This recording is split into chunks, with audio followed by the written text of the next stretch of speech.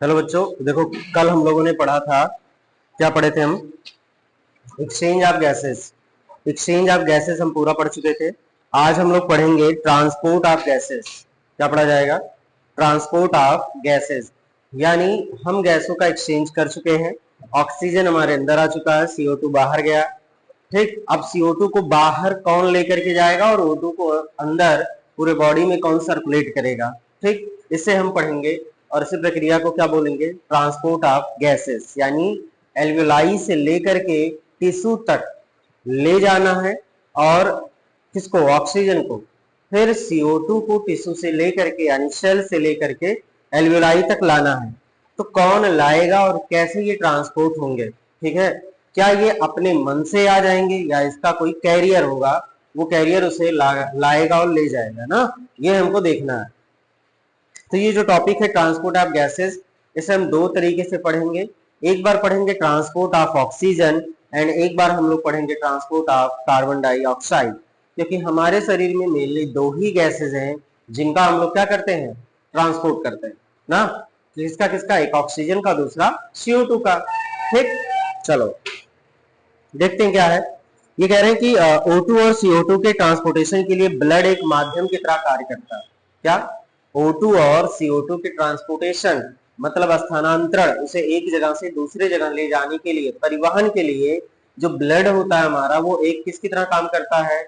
माध्यम की तरह कार्य करता है। एक मीडियम होता है जो ब्लड की सहायता से ही ऑक्सीजन और CO2 एक जगह से दूसरी जगह क्या होंगे? ट्रांसपोर्ट होंगे। ठीक है, अब ये कह रहे हैं कि 97% O2 ब्लड में आरबीसी के द्वारा ट्रांसपोर्ट होता है। यानी अगर हम यहाँ देखें ट्रांसपोर्ट ऑफ गैसेस में जो पहला हेडिंग हमारे पास है वो है क्या? Transport of oxygen. क्या?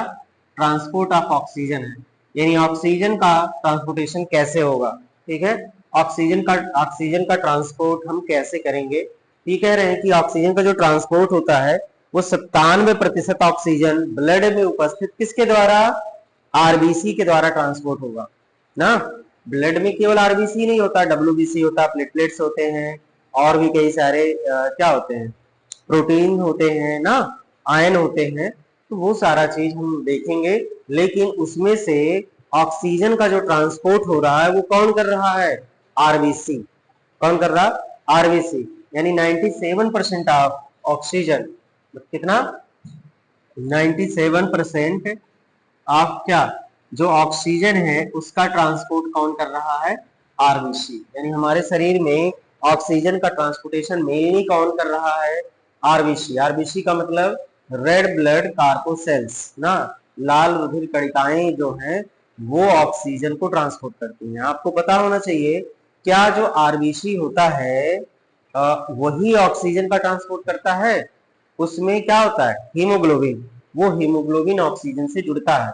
ये जो आरबीसी होता है, रेड ब्लड सेल या रेड ब्लड कार्पोसेल्स, वो दो चीजों से मिलकर के बना है। एक हमारे पास क्या होता है? एक कार्पोसेल्स यानी एक कणिका होती है, और दूसरा एक हमारे पास क्या? प्रोटीन है, और दूसरा क्या है उसी में जैसे क्या कहते हैं, जो आरबीसी होता है वो बाइकॉन्केव शेप का होता है। इसी में हमें मिलेगा क्या? हीमोग्लोबिन। क्या मिलेगा?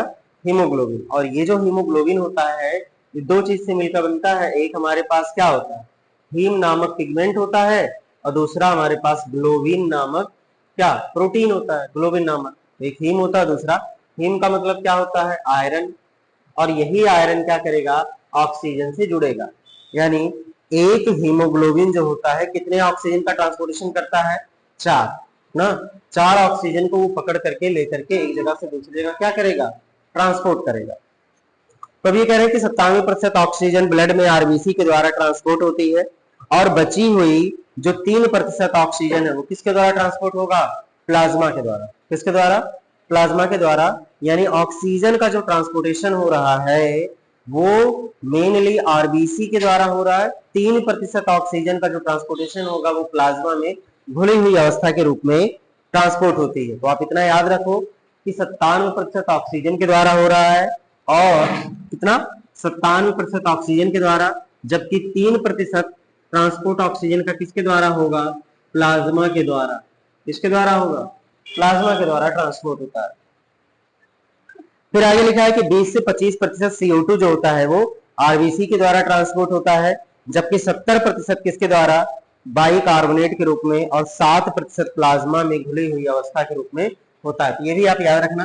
तो इसका एक हम देख लेंगे क्या, ट्रांसपोर्ट ऑफ ऑक्सीजन, और इसी ट्रांसपोर्ट ऑफ गैसेज में एक हम देख लेंगे, क्या देखेंगे, ट्रांसपोर्ट ऑफ CO2 यानी कार्बन डाइऑक्साइड का हमें क्या करना है, ट्रांसपोर्टेशन करना है।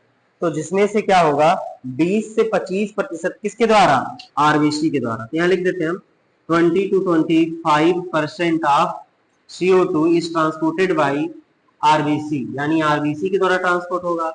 ठीक है, 20 से 25 किसके द्वारा, आरबीसी के द्वारा। 70% होगा बाइकार्बोनेट के रूप में, किस रूप में, बाइकार्बोनेट, और 7% होगा प्लाज्मा में घुली हुई अवस्था के रूप में।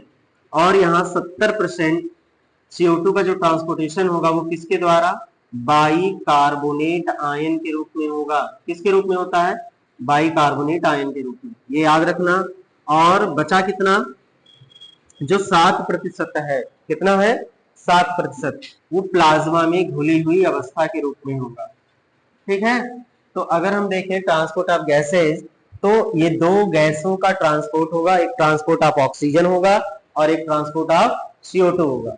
यानी अपने मन से ऑक्सीजन बह करके नहीं जाएगा, वो किसी के साथ जाएगा। जैसे हमें एक जगह से दूसरी जगह जाना होगा तो हम कैसे जा सकते हैं, या तो फिर हम अपने आप से जाएं, लेकिन अगर लंबी दूरी होगी तो हम खुद से नहीं जा सकते, हमें किसी मीडियम की क्या होगी, आवश्यकता होगी।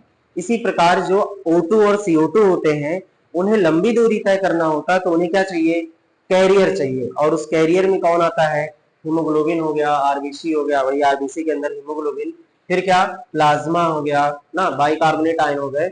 ये सब क्या है, एक प्रकार के ट्रांसपोर्टर है। जैसे आपको एक जगह दूसरी जगह जाना है, आप ऑटो करते हो, आप बस करते हो ना, आप बाइक से जाते हो, ऐसे ही ऑक्सीजन के लिए भी ये सब क्या होते हैं, उनके अलग अलग मीडियम है जिसके द्वारा वो बॉडी में एक जगह से दूसरी जगह जाते हैं। तो ऑक्सीजन किसका किसका सहारा लेता है, ऑक्सीजन केवल दो लोगों का सहारा लेता है, एक आरबीसी का और दूसरा किसका, प्लाज्मा का। आरबीसी तो जो ऑक्सीजन उसका 97% यानी ज्यादातर ऑक्सीजन किसके द्वारा ट्रांसपोर्ट होगा, आरबीसी के द्वारा। किसके द्वारा, आरबीसी यानी ब्लड के द्वारा। अब बताओ, अगर आपके शरीर में ब्लड की कमी हो जाएगी तो क्या ऑक्सीजन का ट्रांसपोर्टेशन सही से हो पाएगा, नहीं होगा। तो क्या आपकी बॉडी सही से वर्क कर पाएगी, नहीं कर पाएगी ना। नॉर्मली आपके शरीर में कितना, 12 से 13 ग्राम ना होना चाहिए यार, क्या, हीमोग्लोबिन। अच्छा चलो, यहाँ देखो, तो 97% ऑक्सीजन आरबीसी के द्वारा ट्रांसपोर्ट हो रहा है, जबकि 3% ऑक्सीजन किसके द्वारा ट्रांसपोर्ट होगा, प्लाज्मा के द्वारा। किसके द्वारा ट्रांसपोर्ट, प्लाज्मा। तो ऑक्सीजन का ट्रांसपोर्ट कितने विधि के द्वारा हो सकता है, कितने तरीके से होगा, दो। एक हमारे पास क्या है, आरबीसी, और दूसरा क्या है, plasma.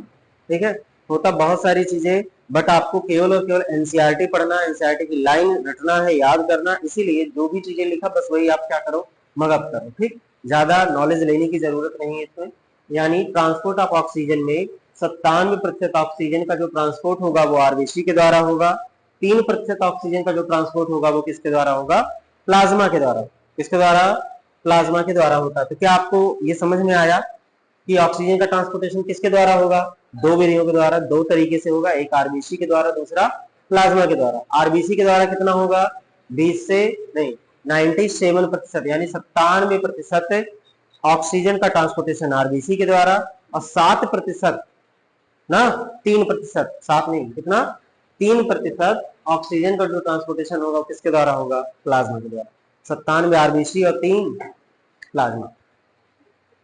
Transport of carbon dioxide की बात करते हैं हम, किसकी बात करते हैं, कार्बन डाइऑक्साइड। तो कार्बन डाइऑक्साइड का जो ट्रांसपोर्टेशन होता है तो वो 20 से 25% CO2 ट्रांसपोर्ट होगा, किसके द्वारा, आरबीसी के द्वारा। 70%, यहाँ देखो ज्यादातर किसके द्वारा हो रहा है, बाइकार्बोनेट आयन के द्वारा। किसके द्वारा, बाइकार्बोनेट आयन। और 7% किसके द्वारा होता है, प्लाज्मा के द्वारा। आपको पता होना चाहिए, आप केमिस्ट्री में जानते हो कि CO2 और H2O अगर मिल जाते हैं तो क्या बनाएंगे, H2CO3 ना। और ये जो H2CO3 होता है ये टूट करके बनाएगा H plus plus HCO3 minus. क्या बना देगा, HCO3 माइनस ना। तो यही है बाइकार्बोनेट आयन। क्या है? Bicarbonate ion. यानी CO2 था, पानी से मिला, पानी से मिलकर के क्या बना लिया? H2CO3 ना, H2CO3, H2CO3 फिर कैसे में टूट जाएगा? H प्लस और HCO3 माइनस में, यानी बाइकार्बोनेट। अब यही बाइकार्बोनेट आपके बॉडी में क्या करेगा? ट्रांसपोर्ट करेगा। HCO3 में क्या CO2 नहीं है? है, इसमें CO2 है। तो CO2 इसी के रूप में बॉडी में क्या करता रहता है? घूमता रहता है। तो क्लियर हुआ? पहले ये याद करो कि कौन कितना परसेंट किसके द्वारा ट्रांसपोर्ट होगा। ट्रांसपोर्ट ऑफ गैसेज में हम दो गैसों का ट्रांसपोर्ट पढ़ते हैं। एक हमारे पास CO2 आता है, दूसरा हमारे पास ऑक्सीजन। पहले हम देखते हैं ऑक्सीजन का ट्रांसपोर्टेशन। ऑक्सीजन का जो ट्रांसपोर्टेशन होगा वो 97% आरबीसी के द्वारा होगा और 3% किसके द्वारा होगा? प्लाज्मा के द्वारा। इसी प्रकार CO2 का ट्रांसपोर्टेशन अगर हम देखें तो CO2 का ट्रांसपोर्टेशन में लगभग कितना? 20 से 25% किसके द्वारा होगा? आरबीसी के द्वारा। 70% बाइकार्बोनेट के द्वारा होता है और 7% किसके द्वारा होगा? प्लाज्मा के द्वारा। समझ में आया? ये डाटा आपको पता होना चाहिए, ये मैचिंग में आता है। ठीक, आगे अब आगे देखते हैं हम लोग ट्रांसपोर्ट ऑफ गैसेज। कैसे किसका? ऑक्सीजन का ट्रांसपोर्ट ऑफ ऑक्सीजन को देखेंगे, कैसे ऑक्सीजन का ट्रांसपोर्टेशन होता है। ठीक है, तेरे हीमोग्लोबिन आरबीसी के अंदर पाया जाता है। क्या? जो हीमोग्लोबिन होता है वो कहां पाया जाएगा? आरबीसी के अंदर। पाया जाने वाला एक लाल रंग का आयरन कॉन्टेनिंग पिगमेंट होता है ना। कह रहे हैं कि हीमोग्लोबिन जो होता है वो आरबीसी के अंदर पाया जाता है, जो लाल रंग कॉन्टेनिंग पिगमेंट होता है। यानी जो आरबीसी है उसका रंग लाल क्यों होता है? हीमोग्लोबिन की वजह से। किसकी वजह से? हीमोग्लोबिन की वजह से। जैसे पेड़ पौधों का रंग हरा होता है, किसकी वजह से? क्लोरोफिल की वजह से। किसकी? क्लोरोफिल की वजह से। और हम लोगों का शरीर मेलानिन पिगमेंट की वजह से होता है। ऐसे ही आरबीसी में क्या मिलता है? हीमोग्लोबिन मिलता है, जिससे उसका रंग कैसा होगा? लाल होगा।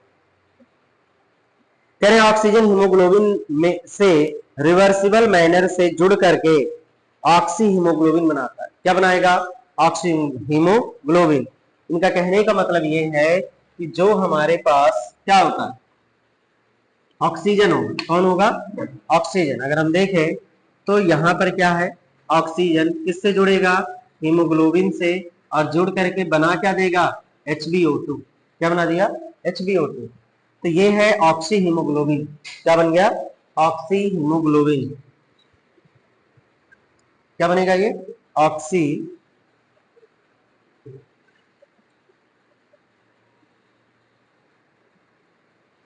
पहले ऑक्सीजन था फिर हीमोग्लोबिन था, दोनों मिल गया तो क्या बन गया? Oxy haemoglobin. यानी ऑक्सीजन था, ये इसका ऑटो था। ऑक्सीजन इस ऑटो पे बैठ गया तो ये कॉम्प्लेक्स बना। क्या ये हमेशा ऑटो पे बैठा रहेगा? क्या आप हमेशा ऑटो पे बैठे रहते हो? नहीं। तो क्या करना पड़ेगा? अब ये जहां इसकी जरूरत होगी वहां जाकर के ये उतर जाएगा। मीन्स यहां से होते हुए कहां जाएगा? बॉडी सेल के पास या टिश्यू के पास, यहां जाएगा। और यहां जाकर के ये क्या करेगा? ये हमारे पास है HbO2 आया था, HbO2 में से ये टूट जाएगा किसमें? किसमें टूटेगा? Hb प्लस O2 में। और ये O2 कहां यूज हो जाएगा? आपके टिश्यू में। और हीमोग्लोबिन फिर से क्या हो जाएगा? फ्री हो जाएगा। और जब ये फिर से फ्री हो जाएगा फिर क्या करेगा? दूसरे ऑक्सीजन को बैठाएगा, फिर बॉडी में ट्रांसपोर्ट होते हुए कहां पहुंचेगा? टिश्यू के पास, उससे ऑक्सीजन दे देगा, फिर खाली हो जाएगा, फिर ये यहाँ जाएगा।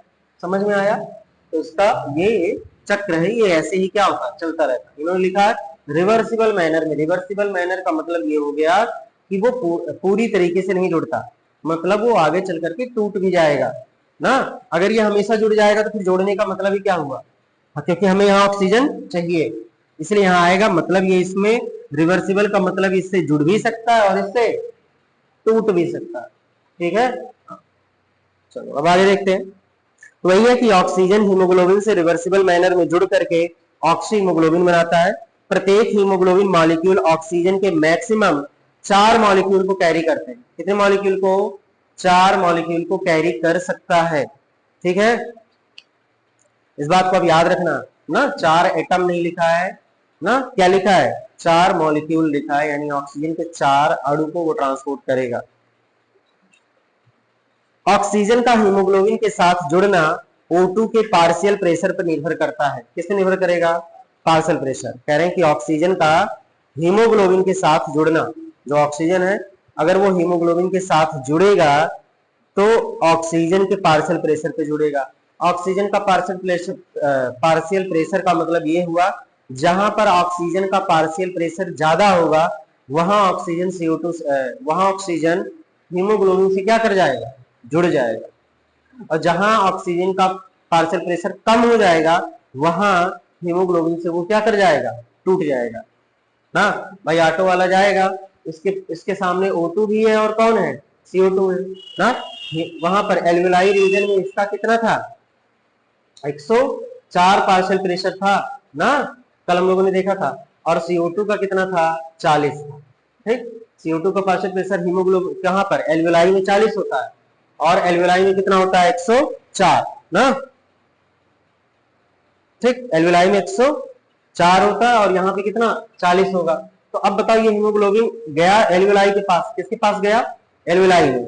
एल्वेलाई में ऑक्सीजन का पार्शियल प्रेशर कितना था, 104 और CO2 का पार्शियल प्रेशर कितना था, 40। बताओ ये किसको बैठाएगा, जिसका कंसंट्रेशन ज्यादा होगा, जिसका पार्शियल प्रेशर ज्यादा होगा। किसका ज्यादा है, ऑक्सीजन का। इसीलिए हीमोग्लोबिन किससे जुड़ेगा एल्वेलाई में, ऑक्सीजन से। समझ रहे हो ना भाई, ऑटो वाले होते हैं किसको बैठाएंगे, जहां ज्यादा सवारी होंगे।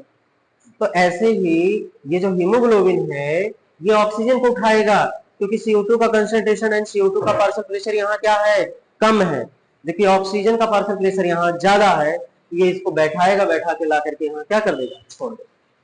वही बात कह रहे हैं कि ऑक्सीजन और ऑक्सीजन का हीमोग्लोबिन के साथ जुड़ना जो होता है वो किस पे निर्भर करता है, उसके पार्शियल प्रेशर पे। किसके, ऑक्सीजन के। PCO2 हाइड्रोजन आयन कंसंट्रेशन और टेम्परेचर जैसे कुछ फैक्टर हैं जिनसे यह बाइंडिंग प्रभावित होती है। कह रहे हैं कि एक तो पार्शियल प्रेशर से तो क्या, पार्शियल प्रेशर पे निर्भर करता ही करता है, और ये किस पे निर्भर करेगा, और निर्भर ये करता है पार्शियल प्रेशर ऑफ CO2 पे भी, ठीक, हाइड्रोजन आयन कंसंट्रेशन पे भी और टेम्परेचर पे भी। तो अगर देखा जाए हीमोग्लोबिन का ऑक्सीजन के साथ जुड़ना जो है वो किस पे निर्भर किया, सबसे पहले पार्शियल प्रेशर ऑफ O2 ना, पार्शियल प्रेशर ऑफ O2 पे निर्भर करेगा, पार्शियल प्रेशर ऑफ CO2 पे निर्भर करेगा और हाइड्रोजन आयन कंसंट्रेशन पे निर्भर करेगा और टेम्परेचर पे निर्भर करेगा। तो टोटल कितने फैक्टर पे निर्भर करता है ऑक्सीजन का हीमोग्लोबिन से जुड़ने के लिए, 4 फैक्टर हैं। कौन कौन, एक है PO2, क्या है हमारे पास, PO2, और एक हमारे पास क्या है, PCO2, यानी partial pressure of oxygen and partial pressure of CO2 and hydrogen ion concentration, और दूसरा है टेम्परेचर। दूसरा क्या है, टेम्परेचर। ठीक है, तो बताओ अभी हम लोगों ने पढ़ा है कि जिसका पार्शियल प्रेशर ज्यादा है हीमोग्लोबिन से वही जुड़ेगा। यहाँ पार्शियल प्रेशर किसका ज्यादा था, ऑक्सीजन का, यानी ऑक्सीजन का हीमोग्लोबिन से जुड़ने के लिए पार्शियल प्रेशर क्या होना चाहिए, ज्यादा होना चाहिए। ये पहला कंडीशन हो गया। ये स्टेटमेंट में आपसे पूछेगा नीट में ना कि हीमोग्लोबिन ऑक्सीजन से कैसे जुड़ता है, तो मतलब क्या क्या फैक्टर है जो हीमोग्लोबिन को ऑक्सीजन से जोड़ता है। तो सबसे पहला फैक्टर क्या हमारे पास है, partial pressure of oxygen. Oxygen का पार्शियल प्रेशर क्या होना चाहिए, ज्यादा ना, और पार्शियल प्रेशर ऑफ CO2 ये क्या होना चाहिए, कम, ये कम होना चाहिए। और दूसरा H+ concentration, hydrogen ion concentration, ये भी क्या होना चाहिए, कम होना चाहिए। तीसरा टेम्परेचर, ये भी क्या होना चाहिए, कम होना चाहिए। क्यों, क्योंकि ऑक्सीजन ठंडी गैस है जबकि CO2 क्या है, गर्म। अगर वहां CO2 ज्यादा होगा तभी क्या ज्यादा होगा, टेम्परेचर। और अगर CO2 ज्यादा हो गया ऑक्सीजन से तो बताओ ऑक्सीजन जुड़ेगा कि CO2 जुड़ेगा, CO2 जुड़ जाएगा। इसीलिए अगर केवल और केवल ऑक्सीजन को हीमोग्लोबिन से जुड़ना है तो उस टाइम केवल PO2 ज्यादा होना चाहिए, बाकी सब क्या होना चाहिए, कम होना चाहिए। यानी पार्शियल प्रेशर ऑफ CO2 कम होना चाहिए, हाइड्रोजन आयन कंसंट्रेशन भी क्या होना चाहिए, कम होना चाहिए। क्यों, ये CO2 आप ऐसे समझो सब CO2 पे निर्भर करेगा। देखो अगर CO2 का पार्शियल प्रेशर ज्यादा मतलब CO2 का अमाउंट ज्यादा, CO2 का अमाउंट ज्यादा मतलब वहां का टेम्परेचर ज्यादा। ऐसे करो तो CO2 कैसी गैस है, गर्म गैस है। और दूसरा, और आप देखो ये जो CO2 होती है ये अधातु का ऑक्साइड है। किसका ऑक्साइड है, अधातु का। और CO2 का अधातु का ऑक्साइड किस नेचर का होता है, अम्लीय। किस नेचर का, अम्लीय। यानी अगर CO2 ज्यादा है तो वहां नेचर कैसा है, अम्लीय। और अम्लीय नेचर है तो वहां किसका अमाउंट ज्यादा होगा, H+ का ना। तो अगर CO2 ज्यादा हो जाएगा तो H+ भी ज्यादा होगा और टेम्परेचर भी ज्यादा होगा। और अगर CO2 कम हो जाएगा H+ भी कम होगा और टेम्परेचर भी कम होगा। अब बताओ, ऑक्सीजन को जुड़ना था तो इन तीनों का कम होना जरूरी है और PO2 का ज्यादा। तो कभी भी हीमोग्लोबिन से ऑक्सीजन को जोड़ना है तो पार्शियल प्रेशर ऑफ ऑक्सीजन ज्यादा कर दो, partial pressure of CO2 come, hydrogen ion concentration come, temperature भी क्या होना चाहिए, कम होना चाहिए। समझ रहे हो? आगे आप पढ़ो। कह रहे हैं कि PCO2 हाइड्रोजन आयन कंसंट्रेशन और टेम्परेचर जैसे कुछ फैक्टर हैं जिनसे यह बाइंडिंग क्या होती है, प्रभावित होती है। जब हीमोग्लोबिन के साथ ऑक्सीजन की परसेंटेज सैचुरेशन और PO2 के बीच ग्राफ खींचते हैं तो एक सिग्मोइड कर्व प्राप्त होता है। ये याद रखो किसके किसके बीच खींचा गया है ना। ये कह रहे हैं कि हीमोग्लोबिन के साथ ऑक्सीजन का परसेंटेज सैचुरेशन, मतलब क्या हीमोग्लोबिन है और उसमें ऑक्सीजन जुड़ रहा, अगर ज्यादा ऑक्सीजन जुड़ेगा तो उसका परसेंटेज सैचुरेशन क्या हो जाएगा, ज्यादा ना, और कम ऑक्सीजन जुड़ेगा तो परसेंटेज सैचुरेशन कम हो जाएगा ना। और दूसरा किस पे, पार्शियल प्रेशर ऑफ ऑक्सीजन। अब बताओ, अगर पार्शियल प्रेशर ऑफ ऑक्सीजन ज्यादा होगा, पार्शियल प्रेशर ऑफ ऑक्सीजन क्या हो जाए, ज्यादा हो जाए, तो पार्शियल प्रेशर ऑफ ऑक्सीजन ज्यादा होगा तो हीमोग्लोबिन से जुड़ने की क्षमता भी ज्यादा हो जाएगी। अच्छा, हीमोग्लोबिन से जुड़ने की क्षमता ज्यादा होगी किसकी, ऑक्सीजन की। किसकी ज्यादा होगी, ऑक्सीजन की। यानी देखो, PO2 ज्यादा हुआ तो ऑक्सीजन हीमोग्लोबिन से जुड़ गया, और ऑक्सीजन अगर हीमोग्लोबिन से जुड़ेगा तो परसेंटेज सैचुरेशन भी क्या हो जाएगा, बढ़ जाएगा। मतलब ऑक्सीजन का हीमोग्लोबिन से जुड़ने की क्षमता भी क्या हो जाएगी, बढ़ जाएगी। यानी PO2 बढ़ाओगे तो परसेंटेज ऑफ किसका, हीमोग्लोबिन का ऑक्सीजन के साथ जुड़ने का जो परसेंटेज है वो भी क्या हो जाएगा, बढ़ जाएगा। ठीक, तो कह रहे हैं अगर इनके बीच हम ग्राफ खींचे तो कैसा मिलता है हमको, सिग्मोइड। सिग्मोइड का मतलब एस शेप का ग्राफ मिलेगा। किस शेप का ग्राफ मिलता है, एस शेप का। तो ग्राफ अगर हम बनाए तो ये याद रखना है किसके किसके बीच ये ग्राफ बना है। यहां देखो, यहां दिया होगा saturation, percentage saturation of haemoglobin with oxygen. क्या दिया है, परसेंटेज सेचुरेशन ऑफ, देखो यहां लिख देते हैं हम, परसेंटेज सेचुरेशन ऑफ किसका, हीमोग्लोबिन विथ ऑक्सीजन। किसके साथ, विथ ऑक्सीजन के साथ ना। तो percentage saturation of haemoglobin with oxygen. और दूसरा इधर क्या दिया है, PO2, partial pressure of oxygen. यहां लिख देते हैं हम PO2। आप खुद सोचो, अगर पार्शियल प्रेशर ऑफ ऑक्सीजन बढ़ेगा तो परसेंटेज सेचुरेशन भी क्या होगा, बढ़ेगा ना। तो शुरू शुरू में कम है, लेकिन फिर एट लास्ट बढ़ करके और जा करके, तो ये देखो कैसे ग्राफ बना है ये, ठीक है, ये ऐसे, यही है सिग्मोइड का। ये एस शेप का थोड़ा बहुत आपको दिखता है ना। देखो ये क्या है, शुरू शुरू में कम था, जैसे जैसे पार्शियल प्रेशर बढ़ेगा वैसे वैसे सेचुरेशन भी क्या होता जाएगा, बढ़ता जाएगा। लेकिन एक लिमिट के बाद आप भले ही पार्शियल प्रेशर ऑफ ऑक्सीजन बढ़ाओगे लेकिन उसका सेचुरेशन क्या हो जाएगा, कम। आप खुद सोचो, आपको भूख लगा है, क्या लगा है, भूख लगा है, आप खाना खाने गए हो, शुरू में क्या करोगे, तेज खाओगे, लेकिन जैसे जैसे आपका पेट भरता जाएगा क्या आप खाना खा पाओगे, नहीं खा पाएंगे। फिर चाहे जितना खाना आपके सामने रखा हो, आपका खाने की टेंडेंसी खत्म हो जाएगी ना। तो वही है, देखो ये धीरे धीरे पहले खाना शुरू किया, फिर तेज खाना शुरू किया, उसके बाद फिर क्या हो गया, सेचुरेट हो गया, संतृप्त हो चुका है। यानी अब क्या, जो हीमोग्लोबिन है वो ऑक्सीजन से जुड़ेगा नहीं। यानी एक लिमिट तक पार्शियल प्रेशर ऑफ ऑक्सीजन क्या करता है, माने रखता है कि जिसकी वजह से वो जुड़ता है, उसके बाद से फिर वो जुड़ना बंद हो जाता है। तो अगर कहीं ग्राफ ऐसा दिख जाए मतलब वो क्या हो चुका है, रुक चुका है। यानी अब आप भले PO2 बढ़ाते जाओगे लेकिन उसके बाद वो बढ़ेगा नहीं। मतलब हम मान लेते हैं यहां तक हमने PO2 इंक्रीज किया, अब अगर यहां जाएंगे, यहाँ पे PO2 को ऐसे खींचेंगे, अब इधर नहीं जाएगा। अब देखो ये ग्राफ आगे नहीं जाएगा, ये यहीं जाकर के क्या हो जा रहा है, रुक जा रहा है। अब कितनों तुम बढ़ा लो, ये कैसा रहेगा, सीधा ही चला जाएगा ना। मतलब शुरू में तो उसका परसेंटेज बढ़ता लेकिन उसके बाद कम होगा। तो यहाँ इससे मतलब नहीं है, मतलब ये है कि कब ये जो हमारे पास ग्राफ है कब वो लेफ्ट शिफ्ट होगा और कब राइट शिफ्ट होगा, ये हमें जानने की बहुत जरूरी है ना। कब लेफ्ट और कब राइट होगा ये देखोगे आप। चलो देखो, आपको सोचो, अगर देखो अगर ऑक्सीजन कम होगा तो इसका अमाउंट धीरे धीरे क्या होगा, ये गिरेगा, कम होगा।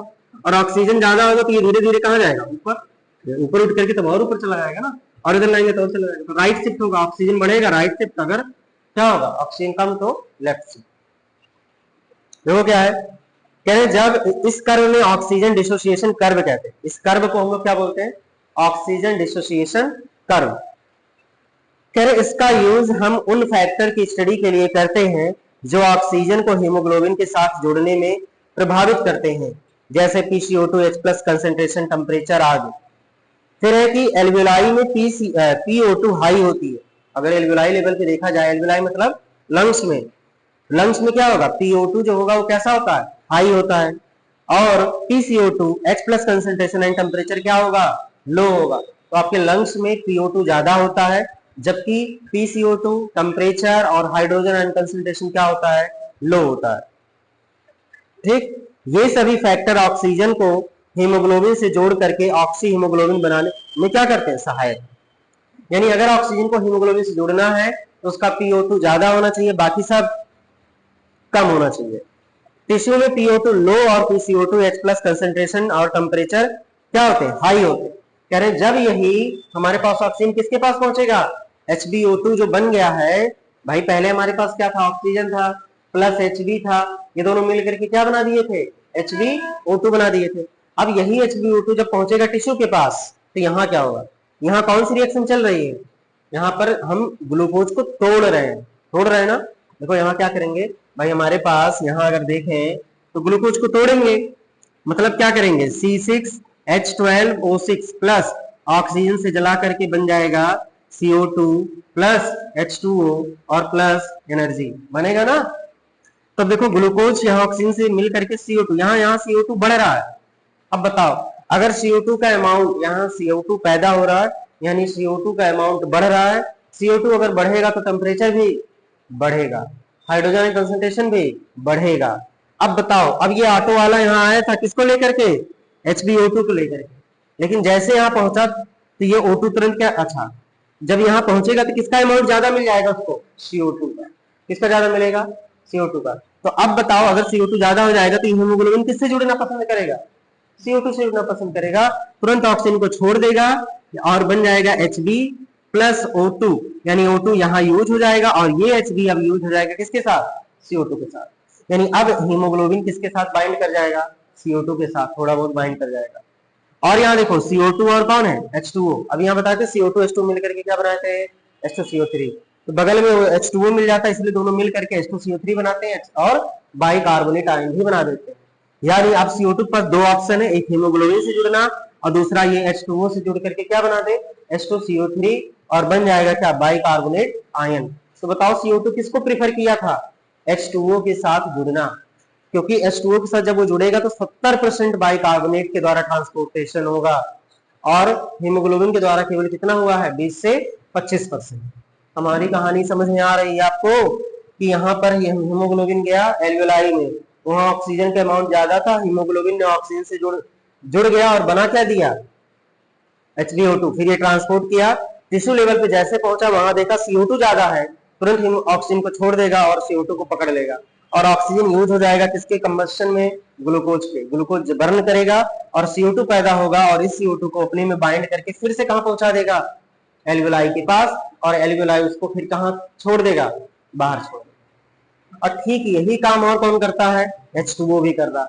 H2O किसके साथ जुड़ जाएगा, CO2 के साथ, बना क्या लेगा, H2CO3, बन क्या जाएगा, H+ और HCO3-, यानी बाइकार्बोनेट आयन, और बाइकार्बोनेट आयन फिर कहां जाएगा, एल्वियोलाई पे, और एल्वियोलाई में जाकर के फिर से वो H2O और CO2 में टूट जाता है।